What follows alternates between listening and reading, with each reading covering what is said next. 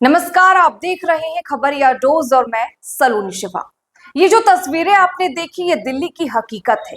देश की राजधानी जहां से पूरे हिंदुस्तान को दिशा दी जाती है, वहां झुग्गियों का जंगल उगा दिया गया। और ये कोई अचानक नहीं हुआ, इसके लिए सालों से सियासत की फसल बोई जा रही थी। जी हाँ, सालों से दिल्ली में चल रहा था वोट बैंक का गंदा खेल। बता दें कि दिल्ली में आज करीब 7 लाख झुग्गियां हैं, यानी राजधानी का हर तीसरा आदमी झुग्गी में रहता है। आपको जानकर हैरानी होगी कि इनमें से ज्यादातर लोग बिहार, झारखंड, यूपी जैसे राज्यों से आए हुए हैं। सवाल ये नहीं है कि वो दूसरे राज्यों के हैं, सवाल ये है कि सरकारी जमीन पर कब्जा करके बसे हुए लोगों को आधार कार्ड, वोटर आईडी, लाल राशन कार्ड, ये सब किसने दिलवाया? जवाब है इंदिरा गांधी से लेकर केजरीवाल तक की सरकारों ने। इंदिरा गांधी ने 1970 के दशक में गरीबी हटाओ का नारा दिया, लेकिन गरीबी तो हटाई नहीं, झुग्गियां बसा दी ताकि वोट बैंक मजबूत रहे। और देखते ही देखते दिल्ली में हर खाली जमीन पर झुग्गियों का साम्राज्य बन गया। फिर आई आम आदमी पार्टी, जिन्होंने झुग्गियों को पानी मुफ्त, बिजली मुफ्त, स्कूल मुफ्त, मोहल्ला क्लिनिक देकर वोट बैंक को और मजबूत कर लिया। आंकड़े बताते हैं कि 18% दिल्ली की जमीन पर अवैध कब्जा, हर साल करीब 500 करोड़ रुपए दिल्ली सरकार इन इलाकों में ही खर्च कर देती है। दिल्ली में 60% मल्टी क्राइम पॉकेट्स इन्हीं झुग्गियों के आसपास है। जी हाँ, इन झुग्गियों के पीछे छुपा है 2 नंबर का धंधा, चोरी, लूट, स्मैक, चरस का कारोबार, नकली वोटर आईडी और ऊपर से पुलिस पर भी दबाव, क्योंकि झुग्गियों को हटाने जाओ तो नेता हंगामा करते हैं, कहते हैं गरीबों पर अत्याचार हो रहा है। लेकिन असली अत्याचार तो राजधानी पर हो रहा है। जहां देश के बड़े बड़े नेता और विदेशी मेहमान आते हैं, वहीं से कुछ किलोमीटर दूर कूड़े के पहाड़, गंदे नाले और अपराध का अड्डा बना हुआ है। अब सोचिए कि आपको दिल्ली राजधानी जैसी लगती है?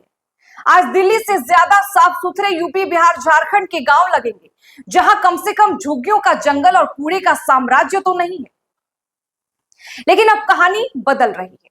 दिल्ली की नई सीएम रेखा गुप्ता ने कमान संभाली है और पहली मीटिंग में ही साफ कर दिया कि दिल्ली को फिर से राजधानी जैसा बनाएंगे, अवैध कब्जों पर बुलडोजर चलवाएंगे, झुग्गियों की आड़ में जो माफिया फल फूल रहा है उसका सफाया करेंगे।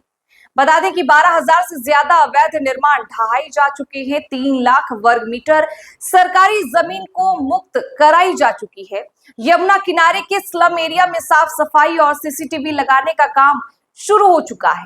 रेखा गुप्ता ने 2027 तक दिल्ली को झुग्गी मुक्त करने का मास्टर प्लान तैयार किया है। इसके तहत अवैध झुग्गियों को हटाकर वहां स्वच्छ ईडब्ल्यूएस फ्लैट्स बनाए जाएंगे। हर स्लम पॉकेट में sewer, street light, CCTV, green park की प्लानिंग है और अवैध वोटर लिस्ट की फिर से जांच कराई जाएगी, ताकि दिल्ली की राजनीति वोट बैंक नहीं, विकास पर चले। तो जनाब, जब अगली बार आपको कोई नेता रोने धोने की कहानियां सुनाए, झुग्गियों में आंसू बहाता दिखे, मीडिया वाले गरीबों की मजबूरी पर कैमरा घुमा घुमाकर भावनाएं उकसाएं, तो एक पल ठहर कर जरूर सोचिएगा कि आंसू असल में आपकी आंखों में धूल झोंकने के लिए तो नहीं, ताकि वोट बैंक बना रहे।